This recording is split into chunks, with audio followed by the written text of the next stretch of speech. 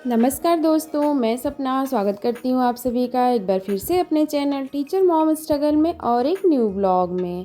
और फ्रेंड्स, आप लोगों की पढ़ाई लिखाई कैसी चल रही है? मेरी बढ़िया चल रही है। आई होप आप लोगों की भी बहुत अच्छी चल रही होगी।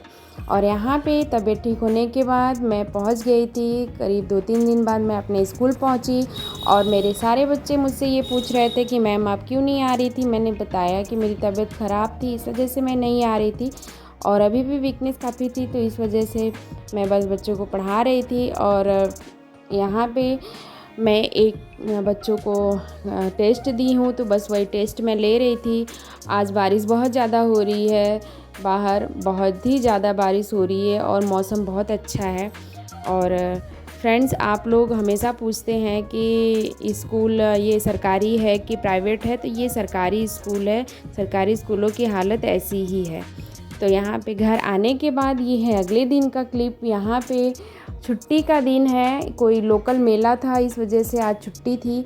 तो यहाँ पे मेरे हस्बैंड और मेरा बाबू दोनों लोग बैठ गए थे।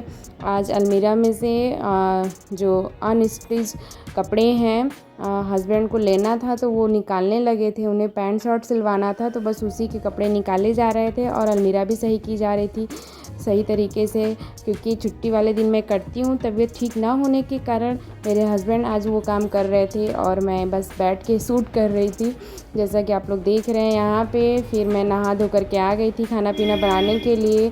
और ये काम तो है, ये काम तो मुझे करना ही पड़ेगा। फिर मैं लग गई थी खाना बनाने के लिए। आज मैं बहुत जल्दी खाना बनाऊँगी क्योंकि आज मुझे कहीं जाना है और मुझे आज डॉक्टर के पास भी जाना है। और देखती हूँ कि कब तक जा पाती हूँ। शाम का है, मैंने लिया हुआ है टाइम शाम का, क्योंकि वो शाम को ही बैठते हैं, तो शाम को ही जाऊँगी मैं। तो यहाँ पे मैं आटा वगैरह लगाने लगी थी। इच्छा तो नहीं होती है, कभी कभी ये रहता है कि तबीयत ठीक ना होने के कारण खाना पीना नहीं मन करता बनाने का, लेकिन कर भी नहीं कुछ सकते फ्रेंड्स, बनाना ही पड़ेगा क्योंकि ये ऐसा रूटीन ही है मेरा कि मुझे ये काम करना ही है। और यहाँ पे मेरे हस्बैंड आए थे हेल्प कराने के लिए। वो सब्ज़ी वगैरह कट करके चले गए थे ऊपर अर्नव को नहलाने के लिए, और ख़ुद भी वो नहाएंगे धुलेंगे, कपड़े वगैरह धुलेंगे।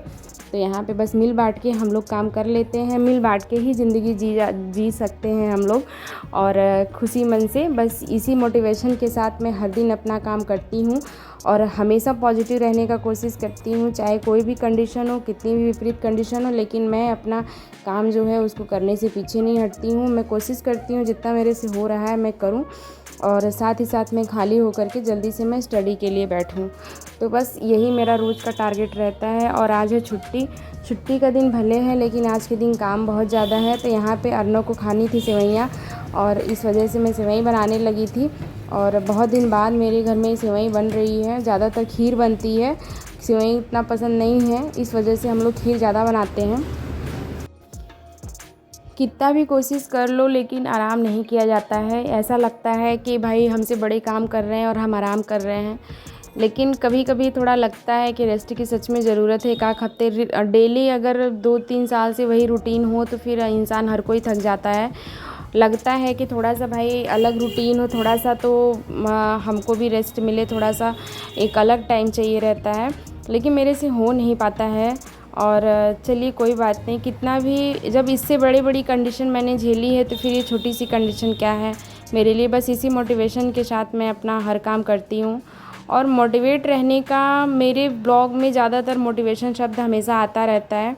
इसका एक कारण ये है कि ये शब्द जो है अपने में बहुत बड़ा है, और समझ लीजिए इसी शब्द से ये दुनिया चल रही है। तो बस मोटिवेशन शब्द मेरे लिए इतना बड़ा मायने रखता है कि मैं बता नहीं सकती हूँ। यहाँ पे थाली लग गई है अर्नव की, और अर्नव को कुछ पता नहीं है, ये फ़ोन देखने में इतना बिजी है कि इसको खाने का ख्याल नहीं है।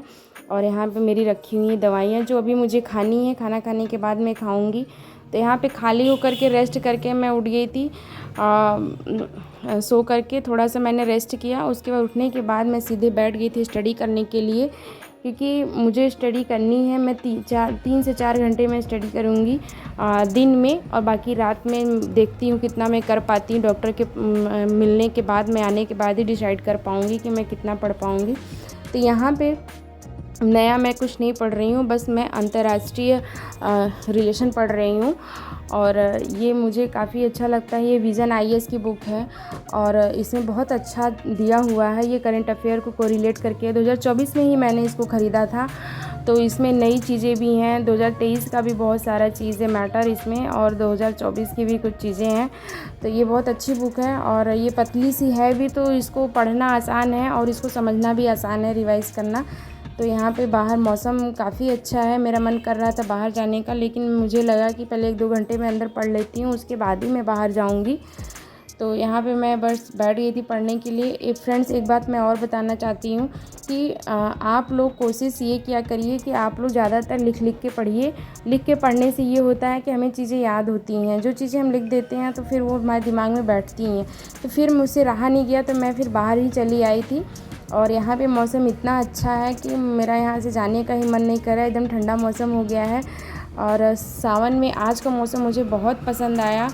और बस इसी मोटिवेशन के साथ मैं आशा करती हूँ कि मेरे ब्लॉग को देख करके आपको अच्छा लगा होगा, और आप लोग ज़्यादा से ज़्यादा मेरे ब्लॉग को शेयर करिएगा और सब्सक्राइब करिएगा और कमेंट में ज़रूर बताइएगा कि आपको कैसा लगा।